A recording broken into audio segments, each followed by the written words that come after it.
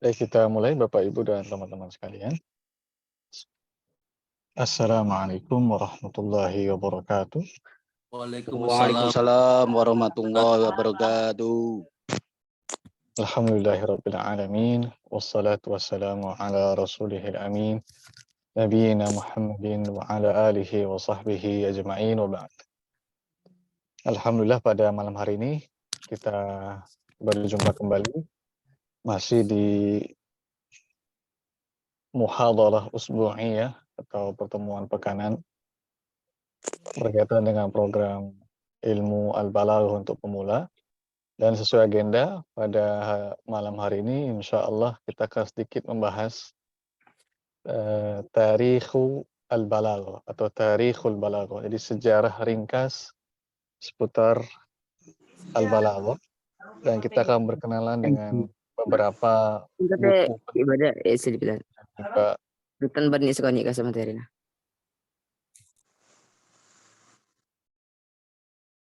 Kita akan berkenalan dengan beberapa tokoh penting dan buku-buku penting seputar al-balaghah.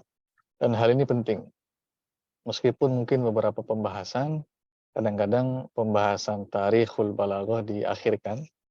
Artinya setelah membahas al-fasahah, kemudian al-balaghah, baru dibahas sejarah singkatnya. Kadang-kadang juga didahulukan. Nah, kita dahulukan. Jadi kita mengenal dulu beberapa orang penting yang ada di ilmu ini.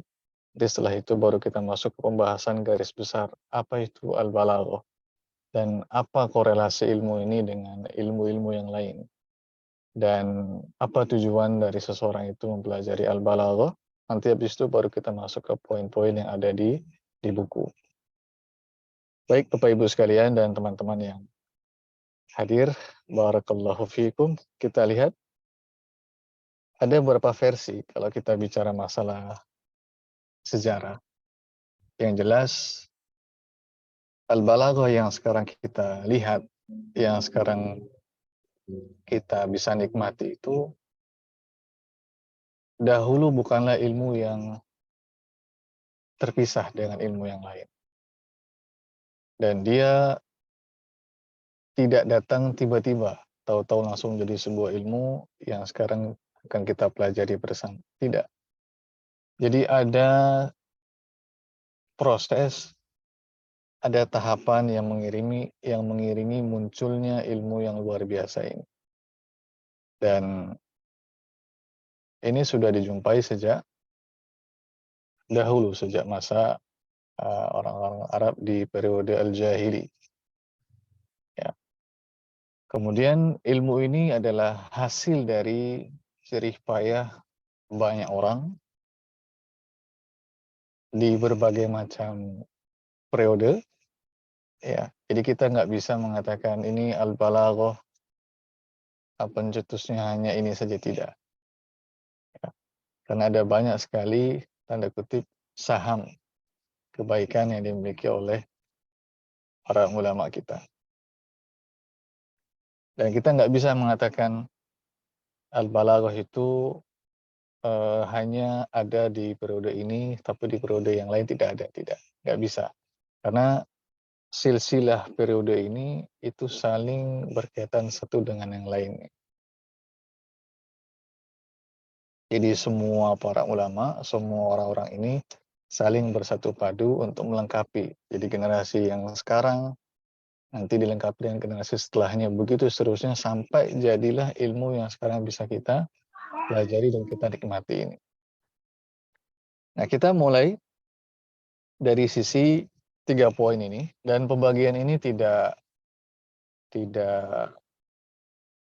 baku, dalam arti kalau kita bicara sejarah itu, khususnya sejarah al-balaghah tidak bisa kita tentukan secara jelas, karena kadang-kadang satu periode dengan periode lainnya itu saling berkaitan, dan kita nggak bisa memastikan kapan mulai dan kapan berakhir.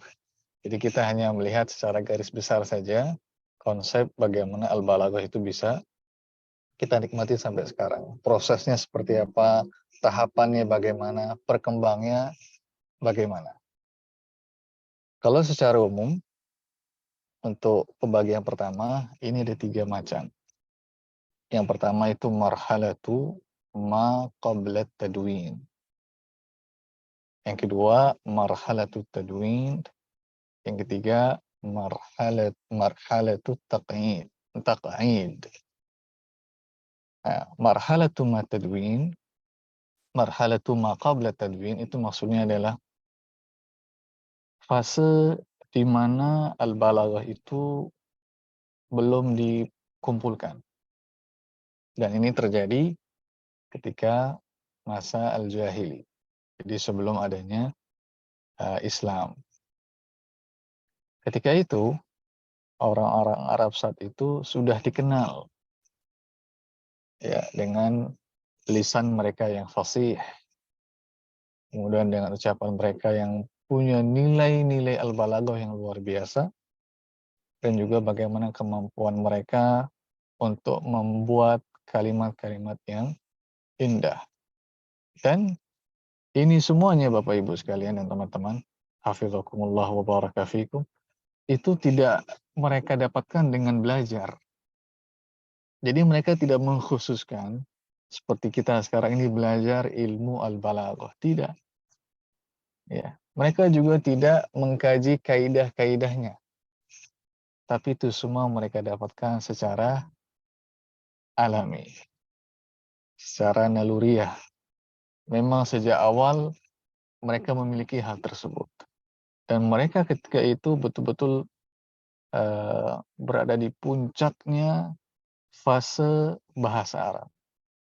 Ya, jadi itulah alasan mengapa ucapan mereka kalamul Arabi syi'ruhu wa nasruhu, ucapan mereka baik bentuk prosa maupun syairnya itu dijadikan sebagai hujjah, sebagai dalil, sebagai landasan dalam beberapa pembahasan, khususnya di buku-buku bahasa Arab. Karena memang mereka itu betul-betul masih murni.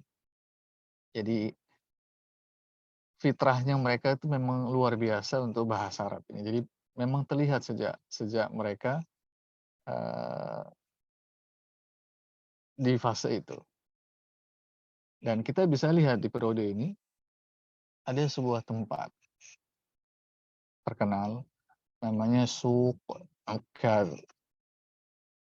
Kalau kita tulis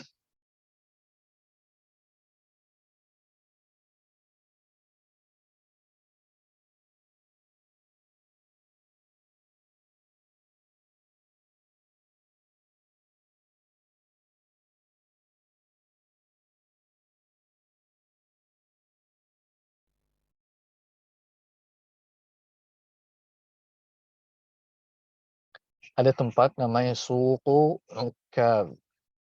Jadi tempat mereka berkumpul orang-orang Arab ketika itu di fase jahili. Dan di tempat ini, kalau sekarang di daerah Taif, sekitar itu, mereka saling menampilkan syair-syair mereka. Namun tidak hanya menampilkan syair-syair dan para penyair mereka, tapi juga ada yang memberikan penilaian.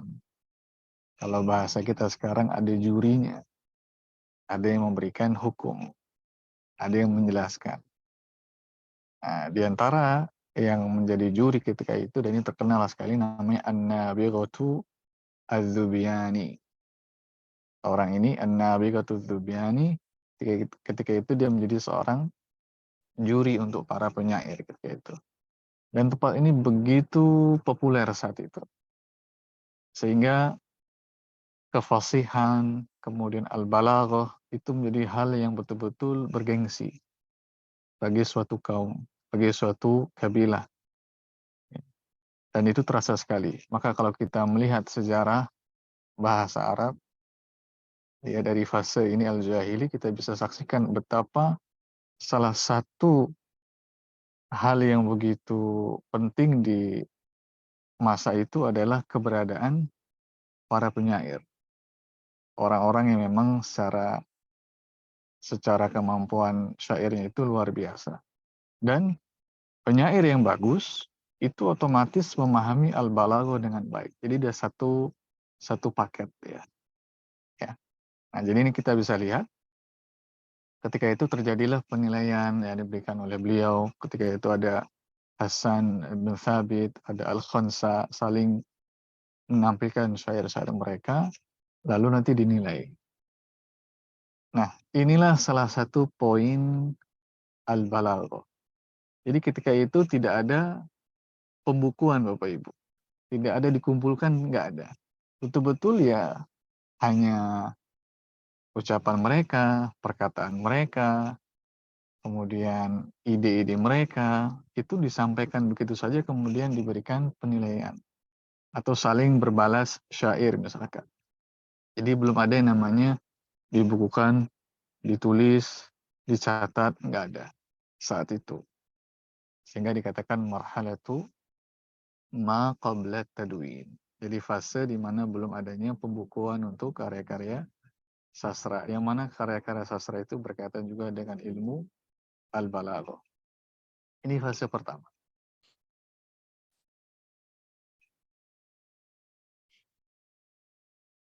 Kemudian fase yang kedua yaitu marhalatu tadwin. Nah, di sini mulailah adanya pembukuan untuk ilmu al-balagho yang bisa kita saksikan dengan hadirnya beberapa buku.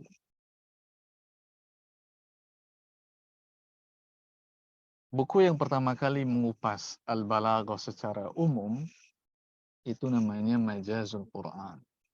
Dan itu kita bisa lihat ya di sekitar abad ketiga Hijriah.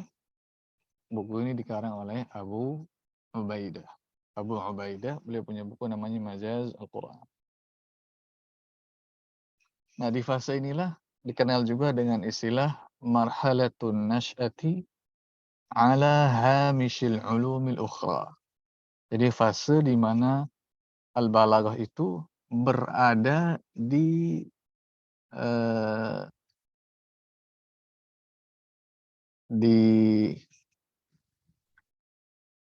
atau digabungkan dengan ilmu-ilmu yang lain. Jadi belum menjadi sebuah ilmu khusus, belum dikukuhkan dengan dijadikan sebagai ilmu khusus, melainkan dia itu masih digabungkan dengan ilmu-ilmu yang lain. Ya. Jadi betul-betul terlihat sekali bahwasanya belum ada kaidah-kaidah, belum ada istilahnya belum tersusun rapi, masih bertebaran di sana sini, istilahnya masih berserakan, belum disusun sedemikian rupa supaya mudah untuk dipahami seperti yang sekarang kita pelajari, tidak. Jadi ketika itu masih belum menjadi sebuah satu kesatuan. Dan al-balagho ketika itu masih bercampur dengan ilmu-ilmu yang lain. Nah, di fase ini Bapak Ibu sekalian, ada 3 ilmu yang berkaitan dengan al-balagho. Yang pertama disebut dengan al-ulumul adawiyah, yang kedua al-ulumul lughawiyah, dan yang ketiga al-ulumul qur'aniyah. Jadi nanti di fase ini al-balagho berkaitan erat dengan 3 keilmuan ini. Sekarang kita mulai satu persatu. Yang dimaksud dengan al-ulumul qur'aniyah itu adalah sekelompok ilmu yang memang menaruh fokus terhadap ayat-ayat Al-Qur'anul Karim. Apakah dari sisi penjelasannya atau tafsirnya, ya seperti ilmu tafsir, atau juga dari sisi menerangkan bentuk i'jaz, ya, i'jaz Al-Qur'an, seperti ilmu kalam, ya, ketika itu.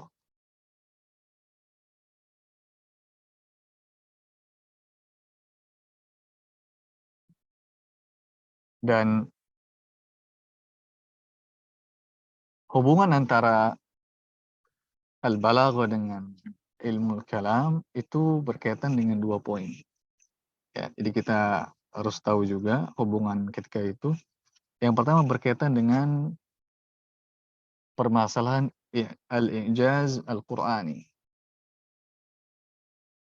Jadi salah satu poin pembahasan yang merupakan pembahasan penting ketika itu berkaitan dengan al-i'jazul Qur'ani.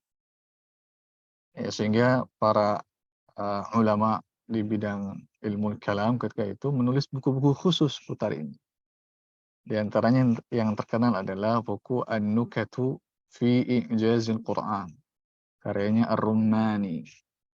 Ada lagi Bayanu I'jazil Qur'an, karyanya Al-Khattabi. Lalu ada lagi I'jazul Qur'an, karyanya Al-Baqillani. Ya. Yang jelas ini semua berkaitan dengan al-i'jazul Qur'ani. Kemudian yang kedua, kaitannya al-balaghah dengan ilmu kalam ketika di fase ini, itu mereka ingin, para ulama ahli kalam,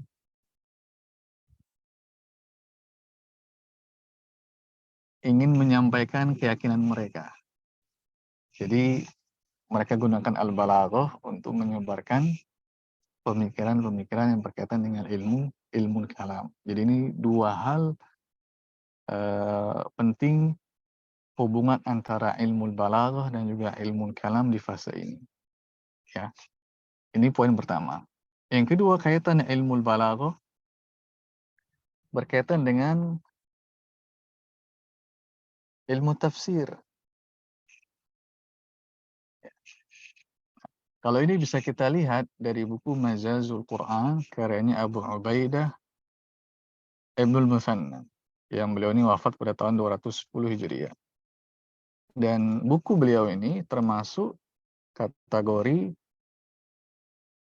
buku pertama di bidang tafsir Al-Quran. Yang mana di dalamnya juga terdapat beberapa pembahasan-pembahasan yang berkaitan dengan poin-poin al-balaghah. Ya.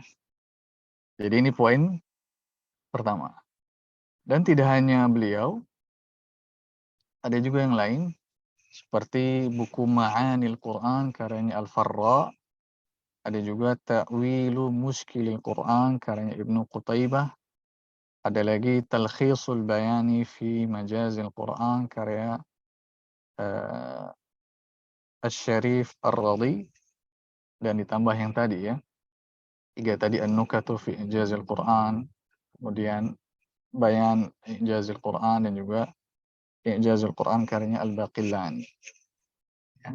Jadi ini dua hal di poin pertama yang berkaitan dengan al-ulumul Qur'aniyah. Jadi nanti ada 2 poin berkaitan dengan ilmu kalam dan juga dengan ilmu tafsir. Yang tafsir itu di antara buku yang terkenalnya adalah Majazul Quran karyanya Abu Ubaidah. Lalu yang kedua, hubungan antara al-balaghah dengan al-ulumul adabiyah. Al-ulum al-adabiyah.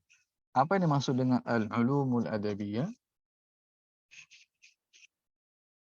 Yang dimaksud dengan al-ulumul adabiyah adalah ilmu-ilmu yang berkaitan dengan teks sastra.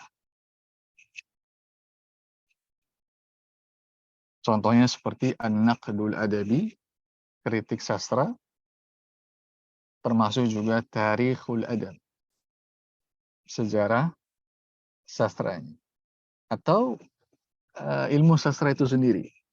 Ya, jadi ini 3 ilmu yang berkaitan dengan al-ulumul adabiyah. Dan ini penting kita ketahui Bapak Ibu sekalian, pengelompokan-pengelompokan ini, karena nanti akan saling berkaitan ketika sudah masuk ke pembahasan al-balaghah. Nah, di fase ini, yang kedua ini, yang paling terkenalnya adalah buku yang ditulis oleh Al-Jahil. Judulnya Al-Bayanu wat Tabyin. Jadi beliau ini mengumpulkan berbagai macam hal-hal yang berkaitan dengan al-balaghah di buku beliau ini. Ya. Seperti pengertian al-balaghah yang disampaikan oleh banyak orang, beliau bukukan di situ.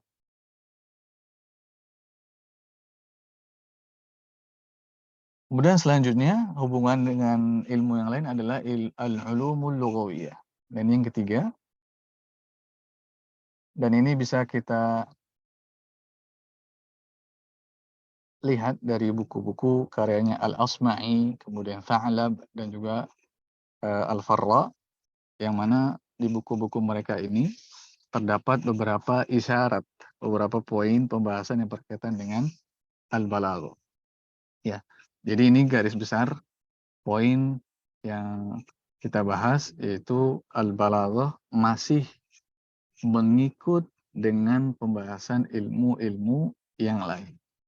Tapi belum dijadikan bab khusus atau fasal khusus, melainkan dia masih bercampur, belum berurutan. Ya, dan dia tadi ya bercampur dengan 3 ilmu, ada al-ulumul Qur'aniyah, ada al-ulum al-adabiyah, ada al-ulumul lughawiyah. Kemudian ada fase satu lagi, masih di pembahasan ini,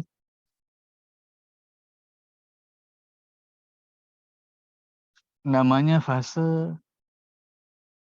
at-takamulul mushtarak. Ya, jadi yang pertama, dia masih bergabung sama yang lainnya, ya. Nah, tapi sebelum kita ke fase yang kedua itu, kita ingin jelaskan. Jadi ketika dia bergabung sama ilmu-ilmu yang lain dan belum dijadikan suatu pembahasan khusus, itu ada 4 hal yang begitu identik. Pertama, nggak ada bab khusus, artinya tidak ada bab khusus yang membahas hal tersebut.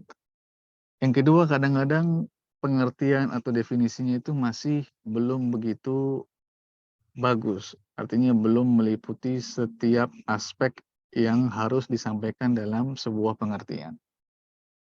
Ya, selain juga dia berhubungan dengan ilmu yang lain, kemudian tidak ada perbedaan atau belum dibedakan antara disiplin ilmu al-balaghah, misalkan al-ma'ani dengan al-bayan. Jadi masih bercampur baur.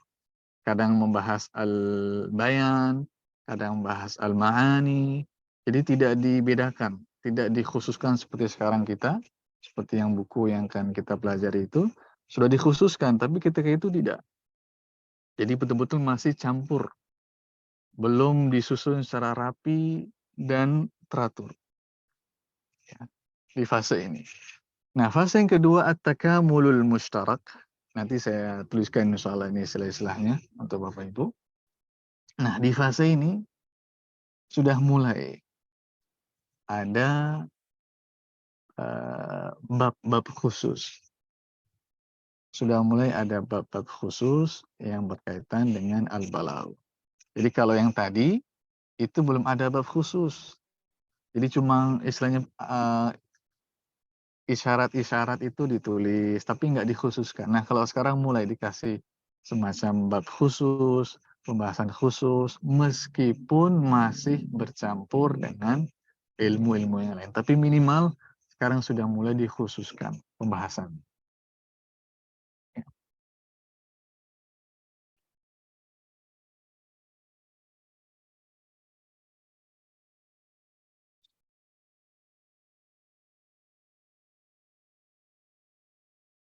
Kemudian di fase yang terakhir ini nanti masuknya ke pembahasan marhalatut taqyid. Tapi sebelum itu kita lihat yang ada di tulisan ini.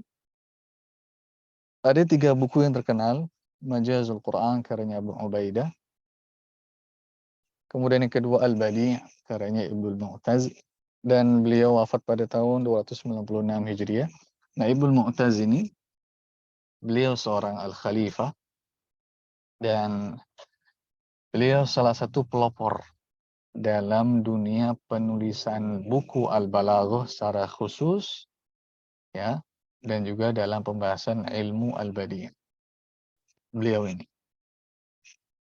Kemudian yang ketiga adalah Dalailul I'jaz wa Asrarul Balaghah, yang kita semua sudah tahu ini buku yang luar biasa, yang mana ditulis oleh Abdul Qahir Al-Jurjani, yang dikatakan sebagai Syekhul Balaghiyin. Karena memang beliau betul-betul terasa sekali memberikan andil yang besar untuk adanya ilmu ini. Ya. Dan ini semua belum istilahnya mereka ini, 3 buku ini, itu disampaikan dengan apa adanya, tanpa dikasih kaidah-kaidah tertentu, tidak. Jadi betul-betul berporos pada al-hissul lughawi atau al-dzauqul balaghi. Jadi betul-betul rasa al-balaghahnya itu begitu kental. Ilmu yang memang betul-betul berkaitan dengan keindahan. Jadi kerasa betul di buku-buku ini. Ya, jadi tidak kita dipusingkan dengan pembagian, dengan istilah-istilah, dengan definisi-definisi, tidak. Jadi dia begitu mengalir, ya, menerangkan keindahan-keindahan. Ketika membahas sesuatu, jelaskan contohnya, lalu diterangkan dari contoh itu. Jadi betul-betul terasa sekali keindahan. Ya. Lalu yang terakhir, di fase yang terakhir, itu disebut dengan marhalatut taq'id. Jadi di fase diberikannya kaidah-kaidah tertentu. Jadi nanti al-balaghah itu sudah mulai muncul dengan model kaidah-kaidah. Sudah ada pembagian-pembagian. Jadi nggak seperti di fase yang kedua tadi, yang marhalatut tadwin. Kalau sekarang sudah marhalatut taq'id. Dan ini yang sekarang kita rasakan, termasuk buku yang akan kita pelajari.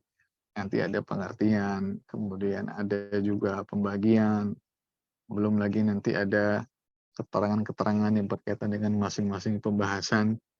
Ya, begitu diperhatikan semuanya. Nah, di fase ini ada 2 buku yang cukup terkenal. Yang pertama adalah Nihayatul Ijazi fi Dirayatil Ijaz, karyanya Fakhruddin Ar-Razi. Nah, beliau mulai muncul memberikan kaidah. Lalu setelahnya datang buku Miftahul Ulum karyanya As-Sakkaki. Yang mana As-Sakkaki ini dikatakan al-balaghatu istaqarrat indah. Jadi al-balaghah itu betul-betul sudah selesai di fasenya beliau ini As-Sakkaki. Ya, As-Sakkaki. Dan buku beliau yang Miftahul Ulum ini banyak dijadikan sebagai rujukan dan juga sebagai bahan perhatian oleh orang-orang yang datang setelahnya. Jadi ini garis besarnya Bapak Ibu sekalian untuk pembahasan sejarah al-balaghah, dan pembahasan sejarah ini begitu banyak ragamnya dan versi tergantung pembagian masing-masing. Nah, cuma ini salah satu yang saya tuliskan. Yang saya dapatkan dari beberapa referensi. Nanti akan kita lengkapi lagi dengan pembagian yang lain. Nanti Bapak Ibu bisa baca. Yang penting tujuannya kita mengenal bahwasanya dahulu al-balaghah itu di fase al-jahili itu mereka secara fitrah dan naluriah mereka itu sudah memiliki. Jadi tanpa harus belajar pelajaran tertentu, tanpa harus mengkaji kaidah-kaidahnya, itu nggak perlu. Betul-betul mereka sudah menguasai. Lalu datanglah fase di mana adanya tadwin, pembukuan. Lalu setelah itu di fase terakhir adanya pemberian kaidah-kaidah yang berkaitan dengan al-balaghah. Apakah buku-buku al-balaghah hanya terbatas di ini saja? Tidak. Ada banyak yang lain.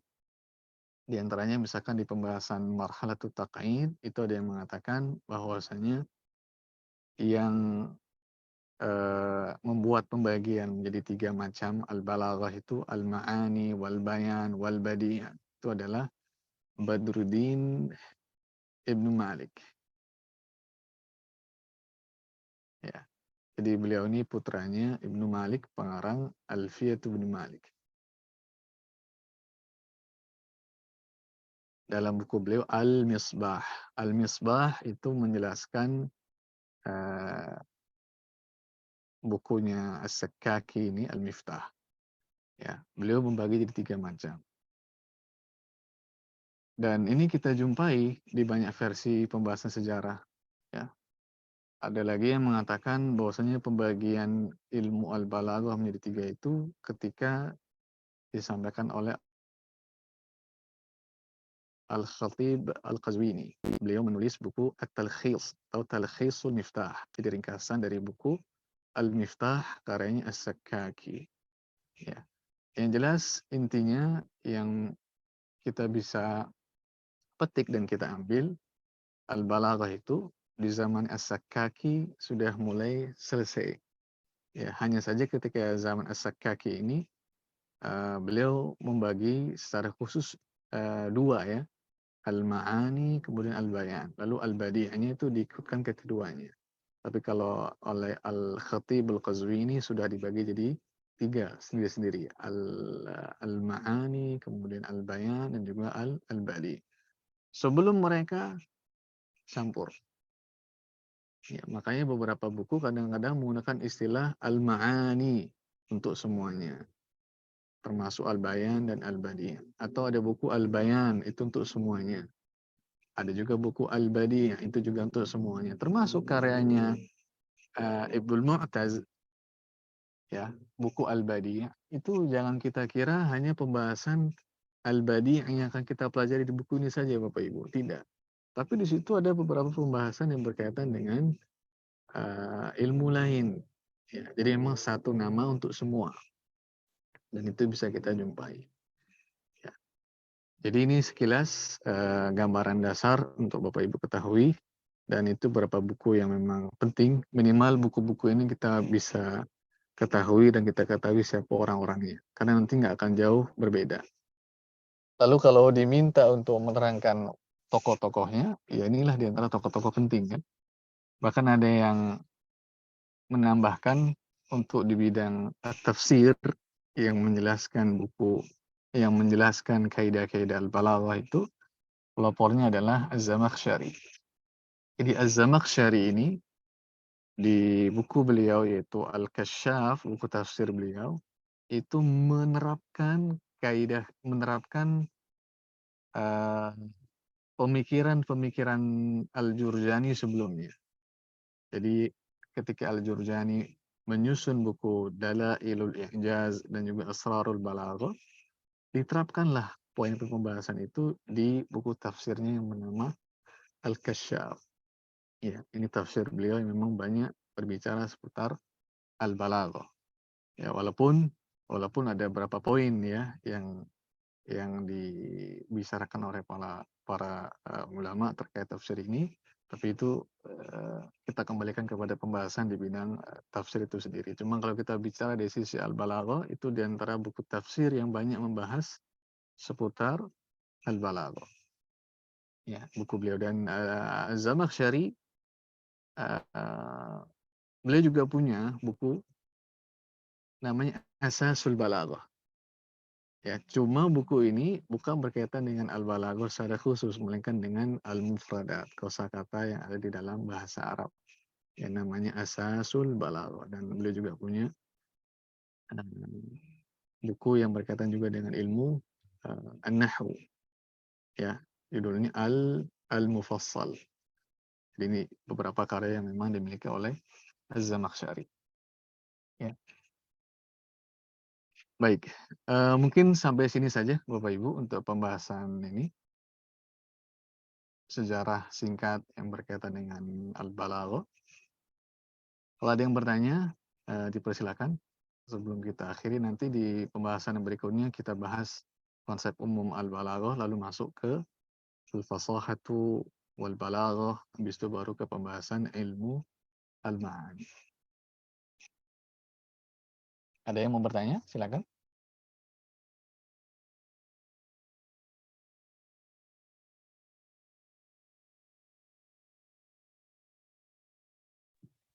Bismillah, Assalamualaikum warahmatullahi wabarakatuh, Ustaz. Waalaikumsalam. Silakan. Assalamualaikum, mohon izin bertanya, Ustaz. Terkait sejarah balaghah ini ya.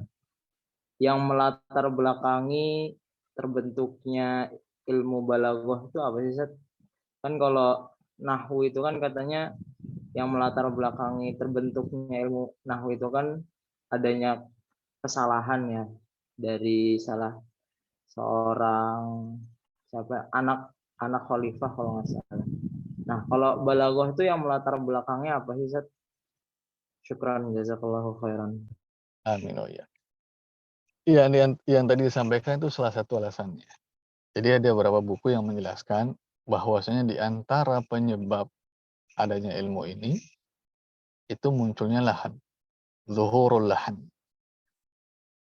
Ya, karena disebabkan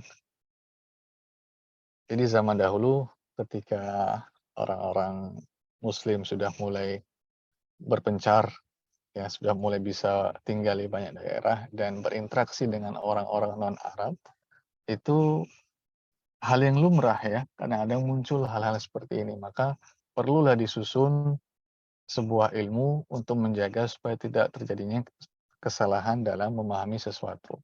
Tapi yang paling kuat sekali, salah satu ya, adalah karena adanya Al-Quran Al-Karim. Jadi untuk ma'rifatu i'jazil Qur'anil Karim, itu salah satu halnya. Karena kita tidak bisa memahami dengan sempurna al-i'jazul Qur'ani kecuali dengan kita memahami al-balaghah.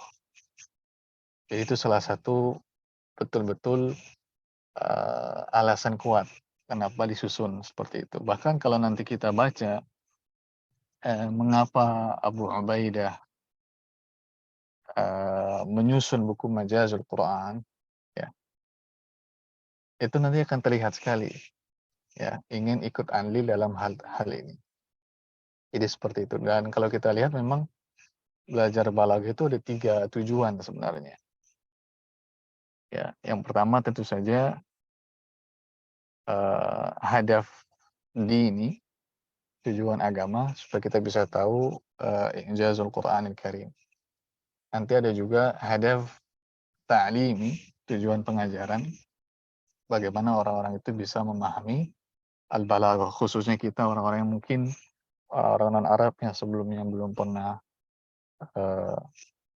belajar al-balaghah supaya bisa tahu. Lalu yang ketiga, hadaf naqdi, untuk melakukan kritik terkait sastra, karena tidak bisa kita mengkritik sesuatu kecuali kalau punya dasar ilmu al-balaghah. Jadi itu 3 tujuan yang berkaitan dengan kenapa seseorang itu mempelajari al-balaghah. Jadi kadang orang mempelajari al-balaghah selain supaya tahu, dia juga supaya bisa memberikan pengajaran kepada orang lain. Ada lagi yang lain?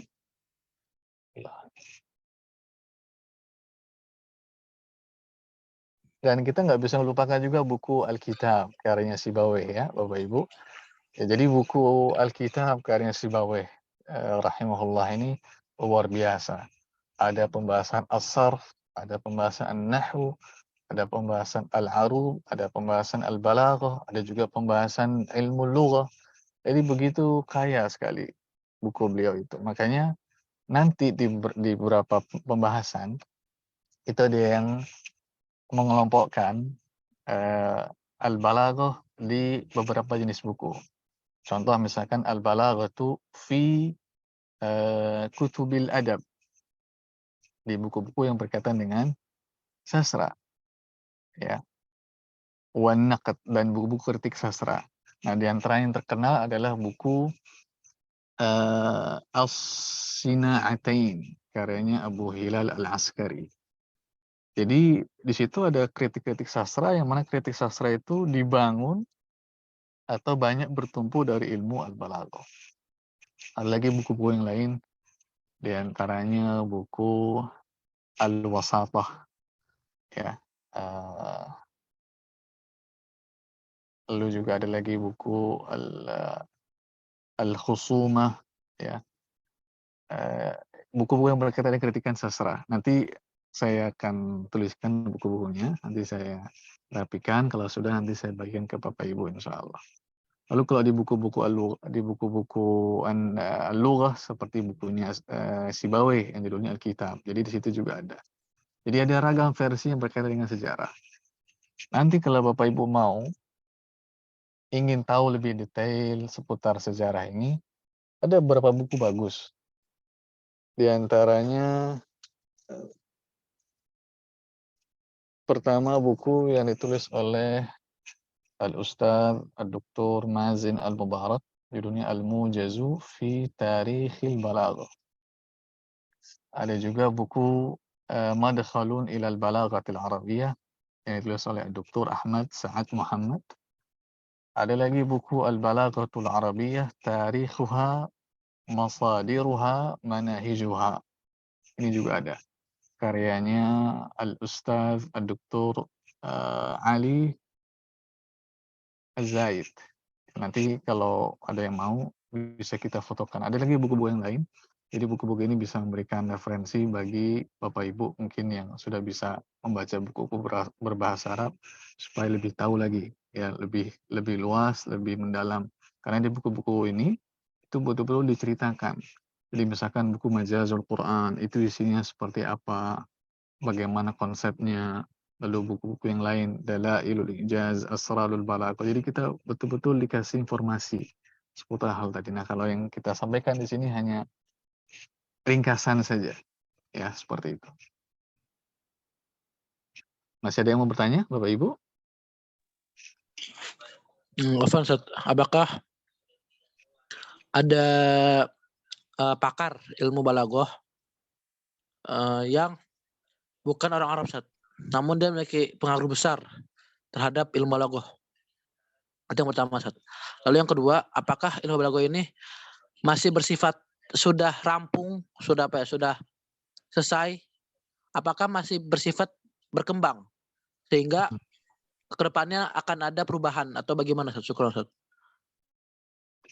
Kalau yang nomor satu, saya mohon maaf saya belum tahu. Nanti mungkin saya bisa tanyakan. Atau saya cari dulu, ya, itu nomor satu. Atau yang nomor dua, apakah Al-Balaghah itu sudah selesai atau masih berkembang? Saya dulu pernah bertanya hal ini ke salah satu guru saya, dan kita juga cari dan kita baca di beberapa buku. Bisa dikatakan kalau secara pembagian ilmu, al-ma'ani, wal-bayan, wal-badi' itu sudah selesai. Sejak zamannya As-Sakkaki. Sudah selesai. Nah, apakah ada perkembangan yang mungkin muncul itu di pembahasan al-badi'? Karena kalau kita lihat al-badi' itu ada banyak ya pembahasannya, ada yang mulai dari hanya 5 poin di buku-buku yang lama, ya ada nanti sampai di atas 100 itu ada. Jadi kalaupun nanti ada perkembangan mungkin hanya di sisi al-badi'. Walaupun saya sendiri melihat sudah selesai semua ya. Sudah selesai semua. Cuma bisa jadi nanti ada yang menemukan, dan kalau memang disepakati oleh para ahli, dia masuk kategori al-badi' dan diterima, mungkin bisa. Tapi kalau tidak, ya maka sudah selesai. Pembahasan tidak ada lagi perkembangan lagi. Tapi kalau al-ma'ani, wal-bayan, udah cukup. Udah nggak ada lagi penambahan apapun pembahasan. Nah, Allah. Ada lagi yang mau bertanya? Afwan, Ana izin bertanya, Ustaz. Tafadhol.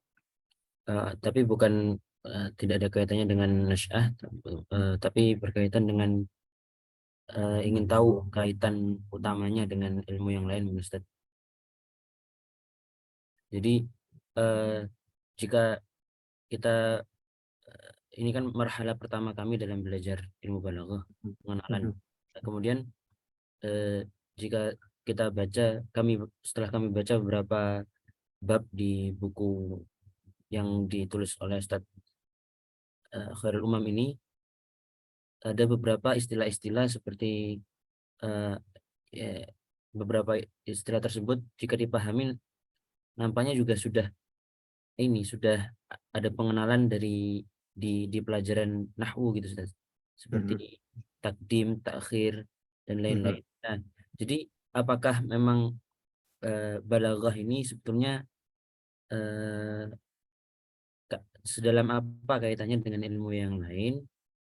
Apakah memang hanya istilah saja, maksudnya kaidahnya ada di ilmu yang lain, di ilmu dasar, tapi istilahnya dikenalkan di balaghah.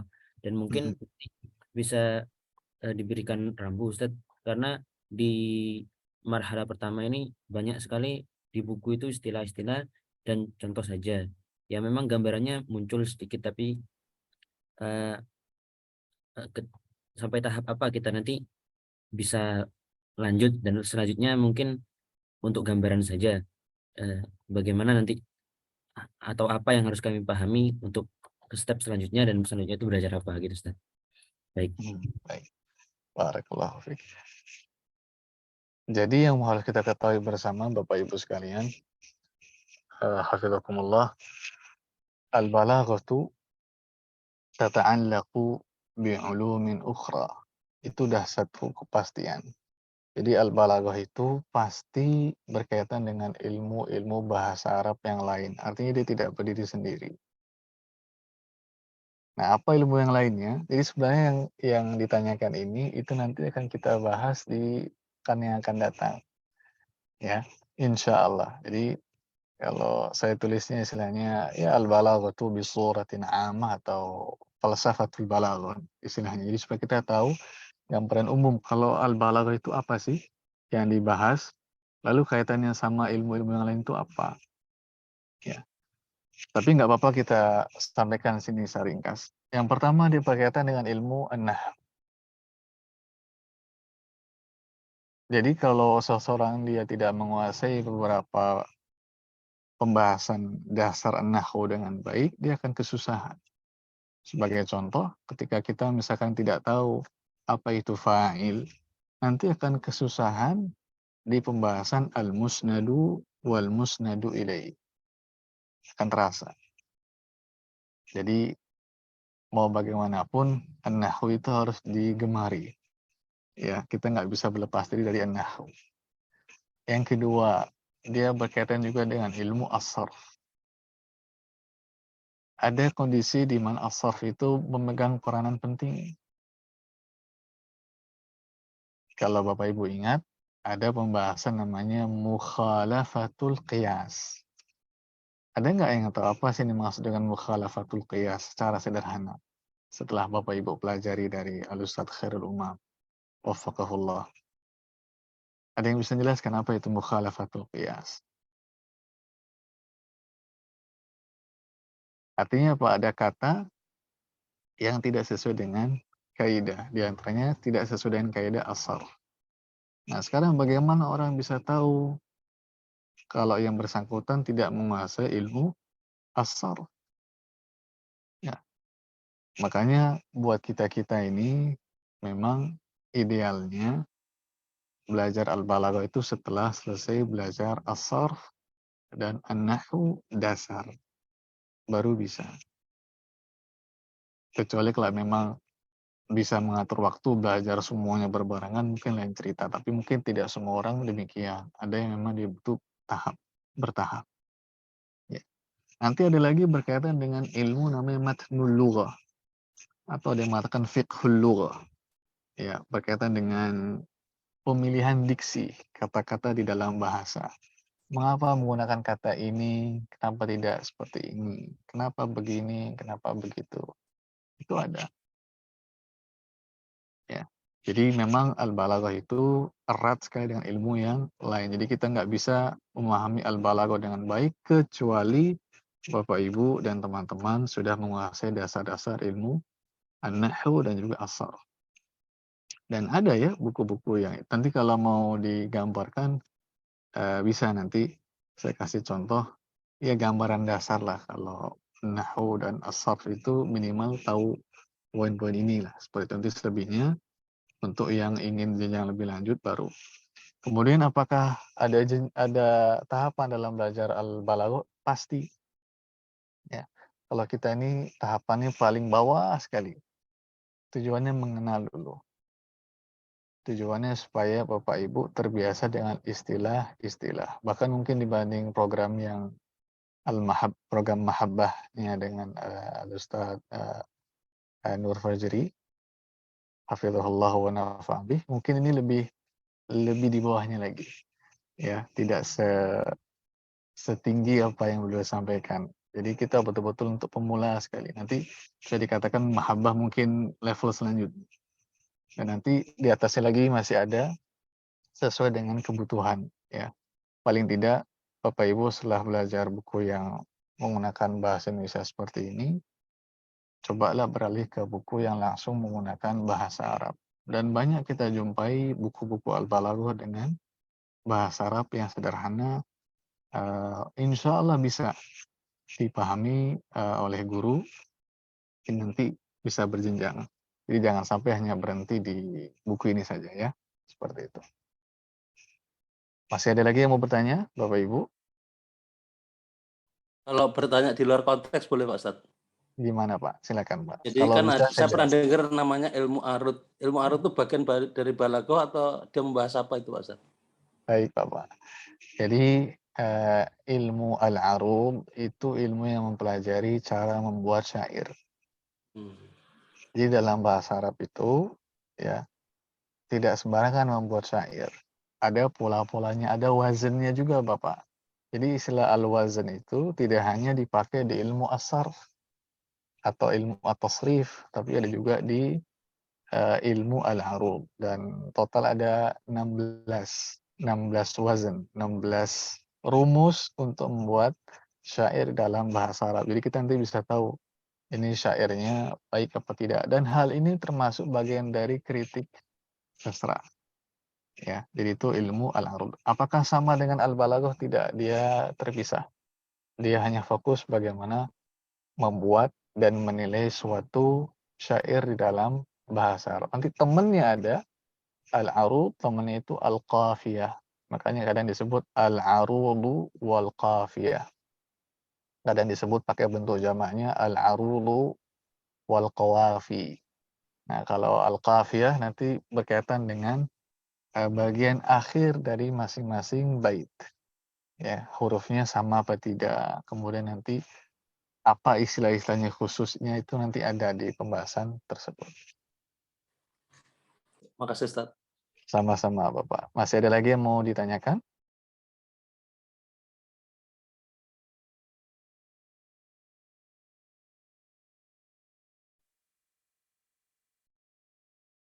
Nanti insya Allah kalau Bapak Ibu mau, butuh buku-buku yang tadi buat referensi, nanti bisa saya fotokan kalau mau.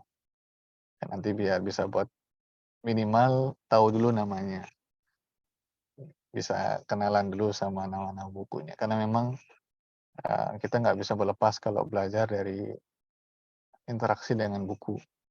Ya, di situ banyak sumber-sumber penting yang bisa kita dapatkan. Ada lagi yang mau ditanyakan sebelum kita tutup?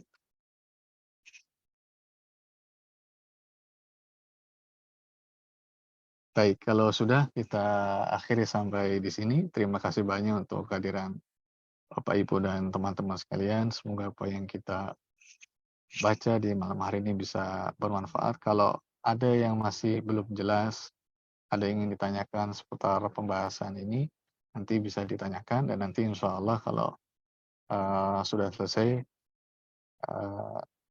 susunan pertemuan setiap pekannya, nanti kita bagikan ke Bapak Ibu dan teman-teman sebagai pelengkap dari buku yang ditulis oleh Al-Ustadz Khairul Umam. Subhanakallahumma bihamdik, asyhadu an la ilaha illa ant, astaghfiruka wa atubu ilaik. Wa sallallahu wasallam ala nabiyyina Muhammadin wa ala alihi wa sahbihi. Waffaqakumullah wa baraka fikum wa ahsana ilaikum. Wassalamualaikum warahmatullahi wabarakatuh. Waalaikumsalam. Waalaikumsalam warahmatullahi wabarakatuh. Waalaikumsalam warahmatullahi wabarakatuh. Khairan Ustaz.